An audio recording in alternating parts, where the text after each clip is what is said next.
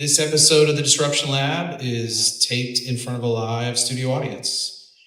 Amber, I want to start with you. May I call you Amber, I guess? Yes. It's Dr. Roll. Please, All right. Amber's me. Amber, there's a moment in traditional social skills training that I think most people don't think about, and that's that moment where a teacher has to turn to a classroom and essentially announce that one student doesn't know how to do something that everyone else knows how to do. So you've spent over a decade trying to solve this very specific problem. What was the moment that you realized that this was something that you wanted to tackle? And then I guess secondarily, what is that experience like for a young person to go through? So we decided early on that we wanted to provide an environment where students could safely practice social skills without being outed to their peers or without their peers having to be trained to do so. Now, role play is a critical piece of social skill training, and I'm not advocating against it, but we wanted to give them a safe place to start. And so I think about some of the students that we have. For instance, there's a video on our website that you can look at from Prospect Academy in Denver. And these students are in a middle school. They were uncomfortable in the public schools, or they were unsuccessful for whatever reason. They came to this school because it has students primarily who have social skill needs. And so they're able to use VOISS to practice in those places that really make them extremely nervous. So instead of thinking about what other people are thinking about them while they're trying to learn social skills, they can just focus on social skills in our simulated environment. And so when you say VOISS, so this is the name of the product or the company, or both? Both, and it's VOISS, yes. VOISS, okay, and voice.org? Yes. Okay, so if you want to learn more about this as we go through this interview, you can go there to find out. I want to follow up with you. You've been working on this, I think we talked earlier, over 10 years. Yes. And so that kind of, in my view, kind of bridges not only a research project, but that's a significant portion of the career. Yes, it is. That you've been working on this. What was that original observation that you made where you realized virtual reality could actually have an impact in this space? Well, my research has always been in innovative technology. I've always tried to figure out how can technology make learning easier or better for teachers or students. And so virtual reality was one that my colleague, actually Sean Smith, and I came to, and he had been working with another programmer at the time, and they came up with this idea that virtual reality would be helpful to teach social skills. And so then I came on board and we started really amping up. So we're up to 143 different scenarios now. We have 180 two different skills, social skills that students can get in and practice and learn. So we've really taken it from just a couple of different ideas to this massive environment that it is now. And so, Paul, you're relatively new to this party, and you come at this from a different lens. You've got a technology and a SaaS kind of background. How did you end up in the orbit of university research and, especially in this kind of special education research kind of domain? Well, I had met Amber and Sean probably about 5 years ago. I was running another company called Foster Care Technologies then. The technology was not developed at KU, but it was backed by research from KU. I went to KU Business School. Good job. KU connections. My first company also started at the KU Innovation Park, which is also this basically a business incubator on KU's campus. It's where a lot of KU technologies become commercialized, including VOISS. And that's how I got involved. And Amber and Sean came to me a couple of years ago and said, okay, we're ready. I said, for what? And they said, oh, we're going to start this. So tell me more about that first conversation where you decided to actually do this together. Yeah, so we knew that we wanted to get VOISS out to as many students as possible, and we knew that our regular channels were not getting the play that we wanted as far as, we were just doing research. We had no marketing, nothing. But a lot of people were emailing us and texting us and asking, can we please have it? Can we please play it? And so we had a lot of incoming traffic without even trying, and we knew that the funding would eventually run out. And so we wanted to figure out how we could keep it alive, because we created a lot of different products across the 24 years that I've been doing this that would just go away after the funding was done. And this wasn't going to be one that we wanted to see die. And so we went to KUIP, and I was part of the accelerator program. And through that, Paul and I had already been talking for a long time. And The KUIP Accelerator Program gave me the confidence that I needed to be able to do business. As a researcher, that is definitely not my skill set. It took a lot of learning. Every day is actually a new learning thing. So I call Paul my Yoda. He's the entrepreneurial Yoda. I have no idea how to commercialize a product, but Paul does. And so I feel like we work really well together. And without Paul, I can safely say this probably would have never come to pass, because again, I have to run other projects and write and publish and keep trying to get more grants, and I don't have the skill set that I need, and I couldn't learn it in the time that I needed it, so thankfully I've got Paul. What's that like, I guess, doing research for as long as you've been doing research and seeing it in some of these other instances not actually make it out into the world in like a commercialized path? And why was this one where you said, no, this has to sustain, this has to go on? Well, the work that we've been doing has been innovative tech. At the same time, tech gets old pretty quick. And so unless you're getting another round of funding or you're really passionate about that line, then that piece of technology probably will age out. And so that's what happened previously. Whereas this one, we knew that we wanted to add AI to it, because right now the version that we are selling is button pushing, which for a lot of students, especially those with intellectual disabilities, that's actually very helpful to have that time to think. But we knew we wanted to add AI to it. And so it was just an example of one that didn't need to die, because it's really cool. And I want to see it out there in as many kids' hands as possible. Plus the kids are telling us, and the teachers are telling us, they're desperate. We don't have anything else to teach social skills that's as engaging as this. So it was just a natural fit that on the days that have been really, really hard, I keep reminding myself, I'm doing this because I want it to get in the hands of every kid who needs it. And so, in looking at kind of the work that you've been doing, it seems like a lot of the focus is on young people who have, special education needs and have some of maybe these social challenges in the school systems. But then I also saw a video where it's just middle school kids in general. I mean, I remember, I'm not old enough to forget, middle school is sometimes an awkward age for all of us. So this product actually has the opportunity to span all of the young people that might be in that school system.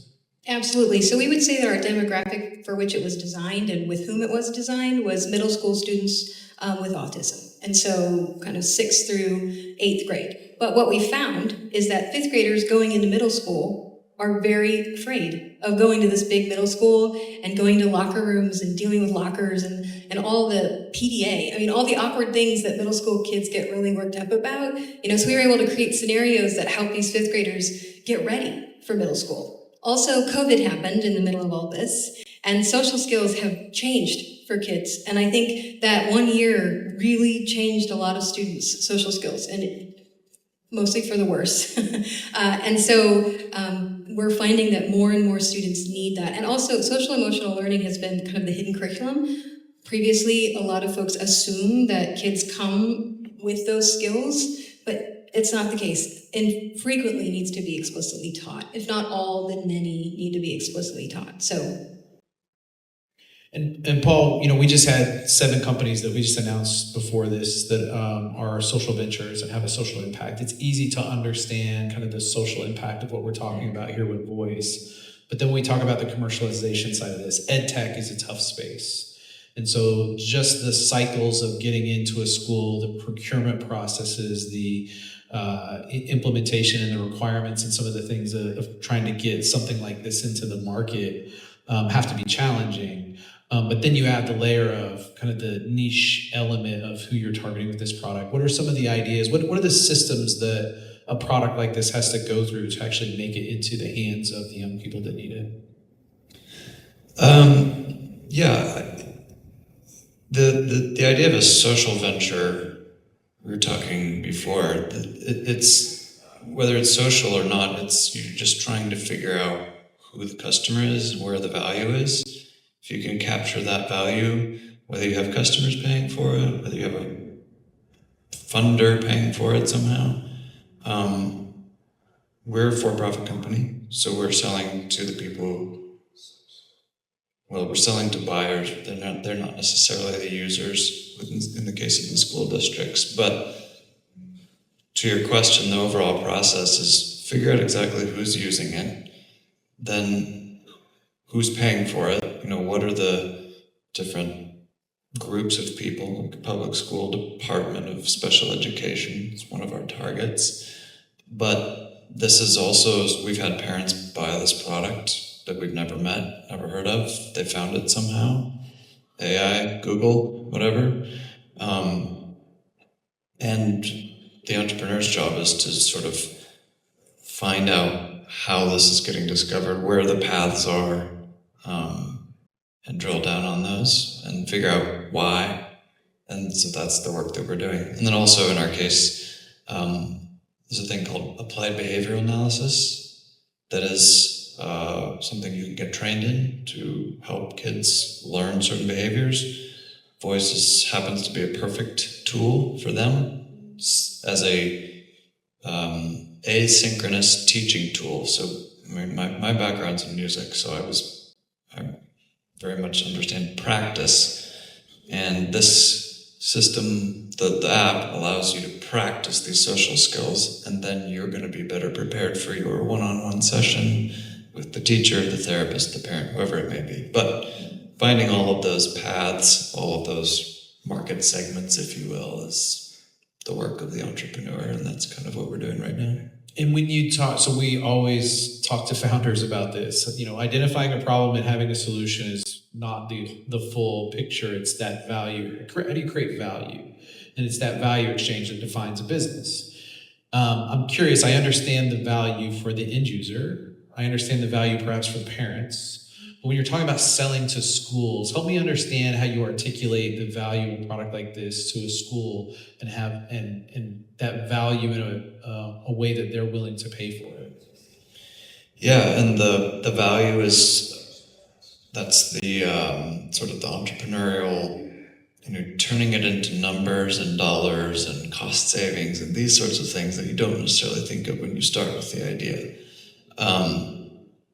And so we sort of added that later, but in our case specifically, added that as a practice to figure out where to find the value. In our case, as if you've ever been in a classroom at any sort of school, as I had years ago, I was a public school teacher for just a short couple of years. Well, it was a long couple of years. But you can imagine using technology. Technology is a lever, it's a tool. It's supposed to help you do some job better. In the case of a special education teacher, they're trying to work with a variety of kids. They're all in the same class often. They have different needs. This is a tool that you can use where the youth can practice, they can get cycles while you're working with someone else. You can effectively work with a lot more people at the same time. You reach their goals faster. You can get more done with one teacher. Those are the sorts of cost savings that you can identify with VOISS in the public schools. Or it's about, if you're paying a therapist, you can do this in fewer sessions because you can practice in the meantime, and you could be more prepared. And behavioral health companies are very interested in making that more efficient, even if the social good or the social impact, so to speak, is sort of, good, great. They want the dollars. It's the outcome. Yeah, it's the outcomes that they're after. That's fantastic. Amber, you had mentioned previously that, the traditional approach to this requires or oftentimes has teachers outing students in front of their peers, and that, signaling that this person has a deficit in some way. So VOISS gives those students a private space to practice using VR and using the technology that you were talking about, and they can fail without that social consequence. How much of what you're doing is about the technology, and how much of it is really just about giving these young people dignity? Mm-hmm. I think one thing I want to make sure and mention is that it plays on an iPad, a Chromebook, or a VR headset. So a VR headset is not required. So it's a simulation that you can do 2D or 3D. And we did that because we wanted to make sure that anybody had access to it who wanted. And we also know there are a lot of people with autism that don't want things on their face. And so we wanted to make sure it was accessible to as many people as possible. So the dignity aspect, I think it is a cool technology and it does engage students, and that's one thing that brings them to the table. And so they ask to play voice, and they want to practice, and they start to get some confidence, and they start to feel comfortable enough to say, maybe I can give this a try. Now I can try role play with my peers, and I'm a little bit more comfortable than maybe I would have been if they'd just gone in, maybe done a little role play with my teacher, and then all of a sudden I got to do it across from my peers. Because definitely we always say how virtual reality is a great way to learn and practice, but then you've got to go do it to actually have the social skill. And that's the generalization part. And so that's the part where we start to really hear kids say things like, now I understand the emotions on people's faces. That's a quote that we have from one of our students. Or now I understand the problem. I wasn't able to identify the problem before. That was another quote from our students. So just giving them the confidence to be able to walk into a situation where they would have otherwise been uncomfortable is very fulfilling, I think. You mentioned earlier, so if anyone's ever used an app like Duolingo or something where it's very much a button press kind of experience that you go through, there are no language learning apps where you're actually interacting with an AI character and actually having a conversation. You mentioned earlier that you have an iteration of this, I think it's called I Know, that's coming out now, that is based on an AI capability that now allows that practice to be more interactive versus kind of that button pressing piece. Talk a little bit about how that came about and kind of where you're at in that process. Well, Project I Know is a funded project through the Office of Special Education and Programs, U.S. Department of Ed, and it was the same thing that funded VOISS in the first round. So this is our second round of funding from OSEP. And so our mission with I Know was to add AI to VOISS. And so that has been an adventure because we are learning how to create an LLM, how to create guardrails, a RAG, an agent for that. We're learning all of those things right now. And actually Duolingo now has the ability to call and talk to an agent, which I thought was, because I'm learning Mandarin. But it's an adventure. You didn't know, did you? Don't ask me to perform my vocal. But the point here is, button pushing is really helpful for, like I mentioned before, for students who need time to process.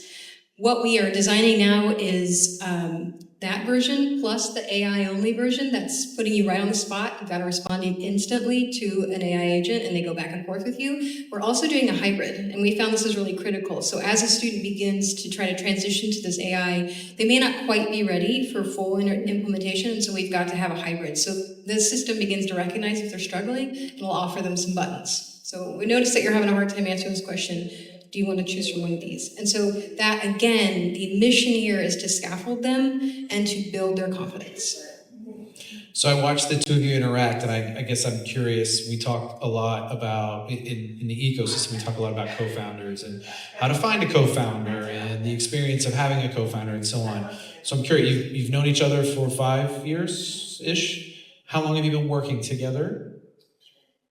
2. Yeah, 2. What have you learned about each other as co-founders?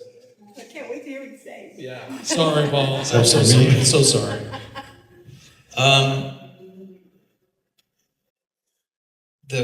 There are a lot of the difference between the research domain and the entrepreneurial domain is probably the most obvious one that sticks out to me. Which is not to say that these are opposed skills or domains. I was going to say, what do you find that are common between those two things? Because it's not like there's a chasm necessarily that's just clear, but what are the commonalities that you've seen, I guess? I mean, diligence, like attention to detail, like especially in software, it's ones and zeros. You click something, click it on, it's on. It's not in between anything, And Amber's very diligent as a researcher. She's very conscientious, like details. Like when I've hired people in the past, that's all I need. Somebody who can pay attention to details and, follow the thread and have the right idea in mind. Everything else can be learned because we're both learning all of it at the same time. I'm having to learn everything about the product and the background and the people, and it's like a new world. It's like a new language. And then having to sort of explain myself and why I think, oh, we should do this because, oh, I guess I need a reason. So I have a lot to, she's not my investor. My investors before would ask me such questions, but it's the same sort of thing. Like, you need to explain why you're doing what you're doing. So for me, it's put a focus on, yeah, you better have a reason when you're coming up with something. But that, yeah, details, research, look at the background, like it's all very, very much related. How much of that asking those questions is just the curiosity of a researcher versus someone who's gone through an accelerator and is probably just dangerous enough to an entrepreneur to ask a lot of those questions? Oh, you are so correct. It is very dangerous. And I recognize that. And I think patience is probably one of the things that I recognize the most in Paul. Again, why I call him Yoda, right? Very calm under pressure, really good about answering questions. For us researchers, we operate a little bit slower, I would say, than business wants us to, right? We've always had that luxury because we've had 5 years to create the first version of VOISS, and now we've got 5 years to create the AI version. And Paul's like, can we have it next week? And no, that's not how research works. And so us going back and forth on, okay, we can speed that part up, and me recognizing that that's an option, and then him recognizing why I'm asking all the questions that I am, I think is critical. And he has been extremely helpful. And again, he knows the content that we don't. And we just sort of go back and forth, play back and forth to get it down the road. Now you talk about that timing being different, or that maybe speed that you need to operate at being different, but is it now? Because my understanding from a tech transfer perspective, there's a clock that's ticking with the university in terms of getting the IP commercialized. Yes. Yeah, and so your clock is maybe different than your clock now. So 2 things, Paul, for you. One, walk me through the economics of taking something that's gotten $2.5 million of OSEP funding and turning it into a commercialized product. And what's that equity balance? A traditional entrepreneur might not understand that dynamic of trying to bring something to market. And then also a little bit of the clock, and what the pressure is maybe on the tech transfer side of this thing to get this thing out market and turn this into a business. Yeah, so we have a license from KU, which is the only way that we can start this business and sell all of these things that Amber and her colleagues created. We got that license in September last year, the very beginning of September. And at that point, then we are able to sell the product.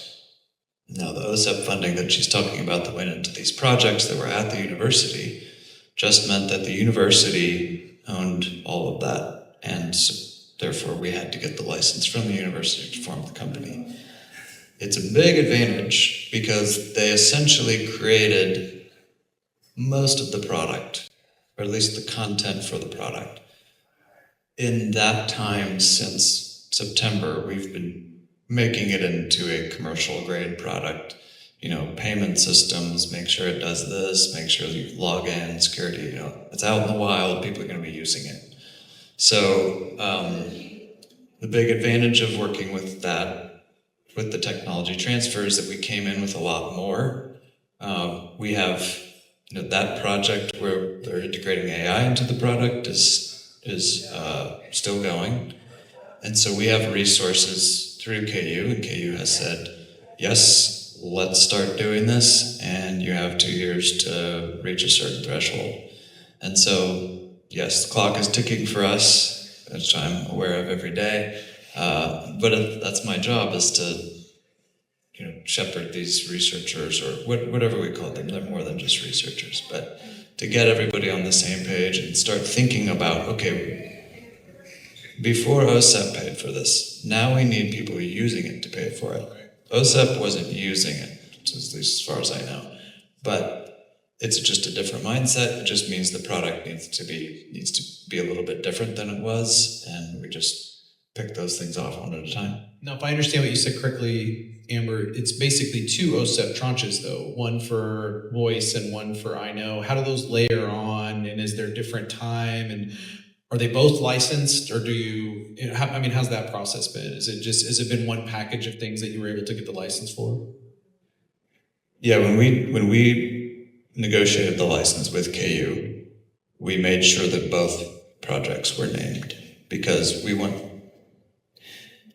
think of a giant Silicon Valley tech company, they have a research division.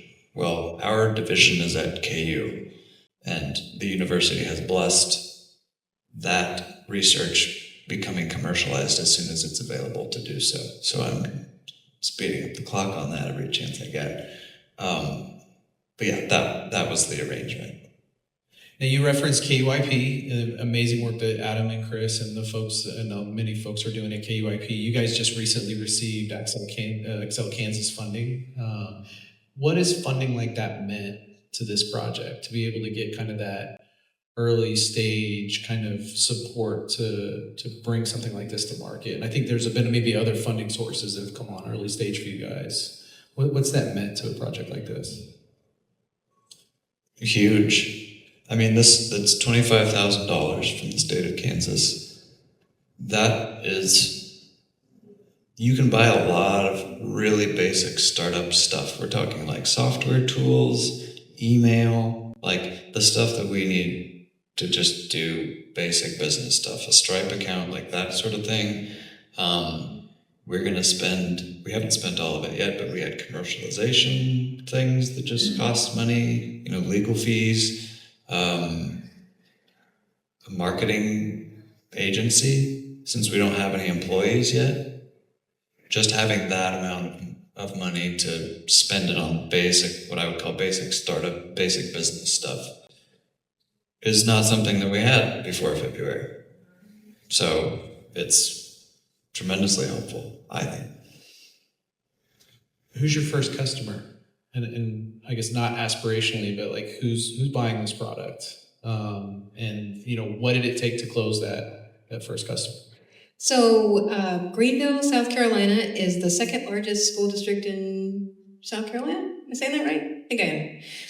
They reached out to us. They found us on Google, however, looking for social emotional learning strategies. And so they came to us, and they had 50 MetaQuest headsets sitting there not being used. And so they were looking for resources. So we were able to, they were our first school district to purchase it. They actually purchased time for us to come out and teach them how to use it. And they are currently super active using it. And it's actually in their alternative high school. So for the students who don't get to stay in their regular school because they've been expelled for whatever reason, they come to this school and then they can use VOISS. And whatever track they need to be on in order to get back to their school district, VOISS is a part of that process. And so far, they're really loving it.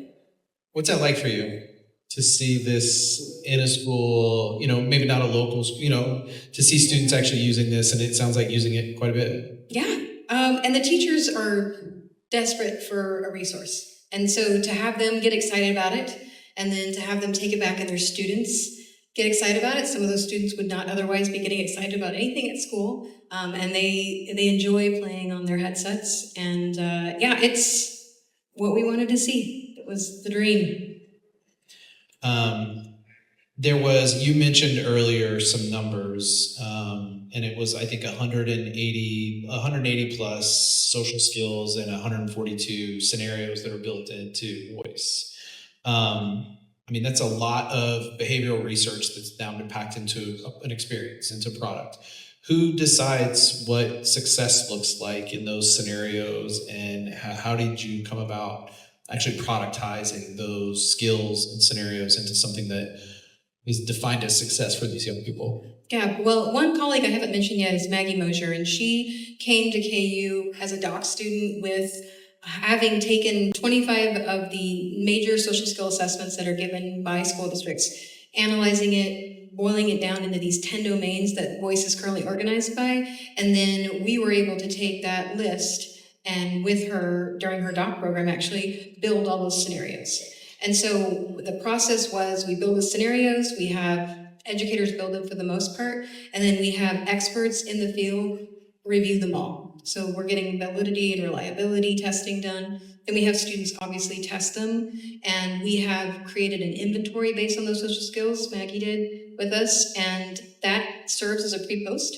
So teachers and parents can take that inventory, it's 55 questions, and it tells the it asks questions about how often they're seeing a student do a specific skill, how well the student can speak about that skill, because that's two things that need to happen when you have a social skill. You can use it and you can talk about it successfully. And so the inventory, they take those 55 questions, serves as a baseline. The students go in and play the voice scenarios that pop to the top of that inventory. It actually tells them which of the scenarios to go play. And then they come back. We usually say at least 6 weeks. It takes about that long to learn a good social skill, and then take that post-assessment and see if they made gains. We also have progress monitoring data built into the system, so you can see which of the social skills students are playing, how accurate it is, how fast they're moving through, if it is or isn't working for them, and then they can see, they can report that progress on IEPs, which for anybody in the area of special education knows that IEPs are hard to write, hard to follow, and so we have model goals, IEP goals up on the website, which is VOISS Advisor. It's the teacher website that accompanies VOISS. So sort of we've tried to create this whole package so that you know baseline through the intervention all the way to post if you've made progress or not. Just a quick, like IEPs are, she said, difficult. How did you describe an IEP? They're cumbersome. Yeah, which means expensive. Yeah. In business speak. So those kids are getting a lot more resources. They're costing the districts more. If we can prevent an IEP, or we can get them to reach their goal more quickly, that's a business case for VOISS. Here's the entrepreneur side, Yep. Articulating the value back to the people who are going to write the checks to make this a business. Yeah, I love that. There's a lot of conversation right now about AI in education, but it's mostly around efficiency, like grading papers, personalizing curricula, having the opportunity to replace tutors, doing that kind of thing. You're talking about using AI in education in a much different way, actually helping young people practice being human. And what's the thinking, or how do you think about AI in that context of, not being about productivity like I think the rest of the world thinks about it today, but in being about social and emotional training and intelligence? Yeah, I think human in the loop is the critical key, and I train educators on using AI in all different ways. And this is just another tool, just like a pencil, but this one is much more advanced, and it helps students, again, practice in a safe space. And I think artificial intelligence can be used in a lot of different ways. Every time we bring up AI, we get fear, frequently fear.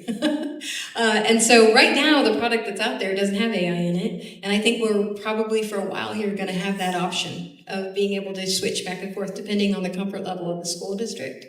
But we have also articulated the guardrails that are in place and the effort that we've gone to make sure that we're FERPA and COPA compliant, and that no identifiable information is ever getting out anywhere beyond the student's computer.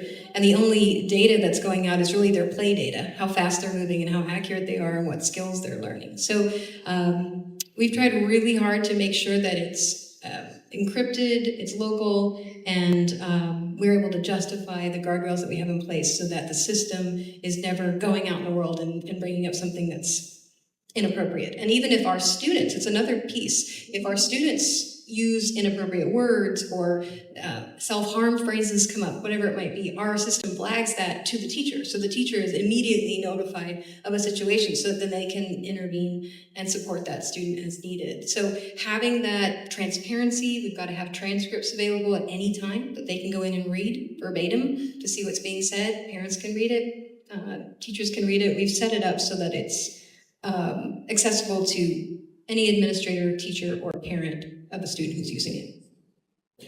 Now, Paul, for you, I think in looking at something, you've been vocal about AI replacing the creative and human work element versus AI augmenting that work. How is this, seeing AI used in this context of social connectivity and social connection, how has this changed maybe your perspective on AI and its implementation? AI is a tool like any other technology, and you can use it well, or you can use it for bad things. Like you said, it's teaching people to be more human. So if we're using AI there's so much nuance in communication, AI with,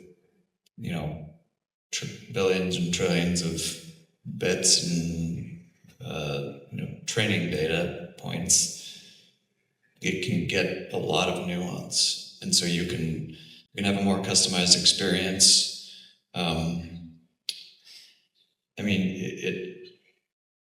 It can spur creativity, but my whole thing is that it needs to be used to emphasize the humanity. Make you better, make it as a training tool for humans, not as a replacement. And that's what we're trying to do. And if you have to just get in there and figure it out, because there's not a playbook for it yet. It's so new, but it is the world that we're living in. So we got to get ahead of it. That's what I always say.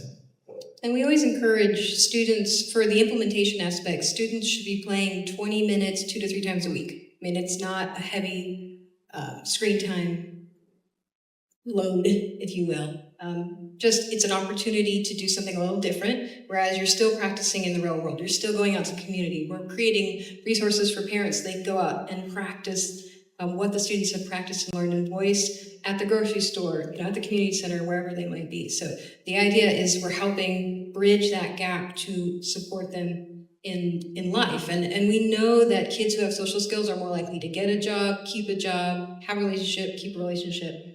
And for every dollar spent, look at me talk about money, for every dollar spent on social emotional learning, $11 are saved in disciplinary remediation. And so that's some pretty heavy hitters right there, to know that it's worth the time to let them practice in different ways. And each of us learn a little different. So for some kids, simulation and virtual reality hits really well. For others, it may not. And so it just depends. But this is a tool that they can use to practice and learn, and we found a lot of success with it.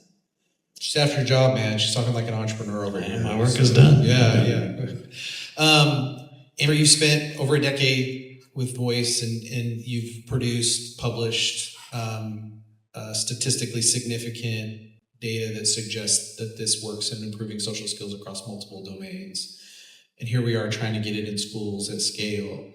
What does that make you? How do you feel about the delta between being able to show the outcomes and being able to actually navigate the system to get this in the hands of the people who need this, and this system that we have today? This has been probably one of the hardest things I've ever done, which I think every entrepreneur in this room probably feels the same way, is starting a company and taking something that your heart and soul, blood, sweat, and tears have been into, and now you have to commercialize and sell it. And you see it from a whole different angle than you ever did before. And so I would say the delta is huge. And I'm still scaling it on the daily, just trying to figure out the best way to proceed. And so I keep looking at him, because again, without him, I'm not sure that I would have had the chops to plow through this, just because of the way that we operate in a research capacity versus the way we need to operate in a business capacity. So they're just KUIP, accelerator program, and Paul have been instrumental in getting me to the point where I was like, okay, let's do this. So you're very successful. This is now in the majority of schools across the country. What is different for the kids 5 years from now? What's true then that isn't true today? That's a good question. One of the things that, as far as future thinking, that we're trying to do now is spin up scenarios. So you think about restorative justice in schools. What happens if they have a fight in the middle of the hallway? We want to be able to have a principal or a teacher sit down with them, spin up, using a prompt, spinning up the same situation, and having the students sit down and make that outcome different. Okay, it went to a fight, we can do that different. Let me see you do that different. And so for us, being able to spin that up really quick and just have the students on the spot practice and figure out the right, I don't want to say that, a more ideal way of handling a situation to get better outcomes, I think is something that will be pretty commonplace in 5 years. I think it's coming. It's not quite there yet, but Paul and I are really pushing that envelope right now. So I would say that's the threshold that we're at right now. And you have to stay ahead of them. Like, they're going to be very used to something like this, or they'll be bored by it. And so you have to figure out what the next experience, because you have to hook them. Like, VOISS needs to be something that they want to play. at least that's going to work a lot better than if they're just forced to play it. That has happened before with other ed tech products. But the technology is going to just kind of blend into life. 5 years from now, it's going to be like, well, yeah, of course I learned that skill. I go to VOISS and I play it, and then I can do it, and then this can be normal. But the technology we're going to have to stay ahead of that all the time. So my daughter is a SPED in the Shawnee Mission School District. She works and she's a para in SPED in the Shawnee Mission School District, and she often talks about some of the challenges that she has in her job and in mostly dealing with the school system, less so maybe the kids. So the question about how does this change for the kids and the young people is one element of this. What's different about the school systems 5 years from now, if this is in the majority of schools and this is something, that tool that they have to be able to use? What does this have the opportunity to transform kind of that environment and how that system operates? I think it makes social emotional learning much more out there and not so hidden. I think it gives people more lateral opportunity to talk about it, right? To be able to talk about the social emotional piece that they're uncomfortable with. And I think giving schools tools to be able to handle that, there's just not a lot out there right now for social emotional learning, especially a whole curriculum that can support that. And so being able to comfortably say, okay, I've got a student who's really struggling, they've articulated, we've articulated, let's go practice in a safe space. I think that's going to be a game changer. There are a lot of VR labs out there, especially internationally, there are VR labs. And so when we talk to people who have those labs, they get really excited about VOISS because that's an opportunity to practice some social skills that they wouldn't have otherwise been able to do. And I think school is going to look a lot different in 5 years. You'll still have public schools. That's the biggest part of the market for education, but all of those others, private schools, homeschools, all of these other modes of education are growing. And so it's splintering. And we don't have to be a public school solution. We can be used by parents. We can be used by like individual families. And so we just start marketing to different people. I mean, but even now, if you use it, if the school buys it, the parents can still use it. Like, we don't necessarily care who pays for it. We prefer to be whoever's going to pay for it the soonest, fastest, and keeps paying for it. But it doesn't matter. Like, if it's a good solution, it's our job to figure out how to deliver it and who to get it in front of and all that sort of thing. So now the company, 5 years from now, you are working on other research. So I'm curious what each of you has in terms of your views on VOISS as a company 5 years from now, and what you hope your role is, and where you hope the company's at that point. I think the vision right now is we are hoping to sell VOISS within 2 to 3 years. So the license agreement remains for KU and the research can continue, but the product as it is right now, we hope to sell. Different iterations of simulation, I think, are going to continue to grow and are going to be critical. I have visions for how we can do that to support teacher growth as well.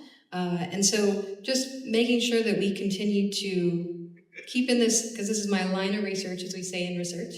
And so I want to continue to do simulations to support learning, teaching and learning.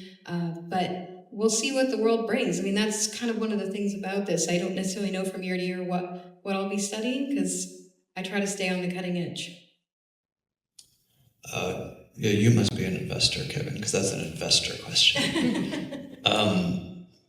Yeah, I mean, 5 years from now, 2 or 3 years from now, we have a goal and we write it out and we put it into numbers and we say, you're gonna have this % of the market. And then your world is totally different. You have choices you didn't have before, you have options. Then we decide, well, we can take it in this direction, we can take it in this direction. If we do our job of making it engaging, making it useful, making it measurable so that people can understand its value. The whole thing of value capture. If we do our job there, then we'll have good choices and much bigger problems then, which is what you want. Thank you both for sharing the story of, the work that you're doing, the amazing work that you've been doing, and the opportunity to, I think one of the things, as a innovation community, one of the things that we witness, not just with the University of Kansas, but with all of the regional research institutions, is the struggle of commercialization and the amount of research that never makes it into the hands that it was meant to do. And there's a variety of causes for that. So it's exciting to talk to two people who are actually, on that path and have actually partnered up to actually take something amazing that's really impacting people and young people and actually taking it to market and hopefully also having a very positive impact on the system that it's ending up in as well. So thank you both for being here. Thank you both for sharing your story. And we're anxious to see where this goes. And hopefully, we'll have you back and talk about kind of the growth of VOISS and where you guys are at in the future. Thanks for having us. Thanks.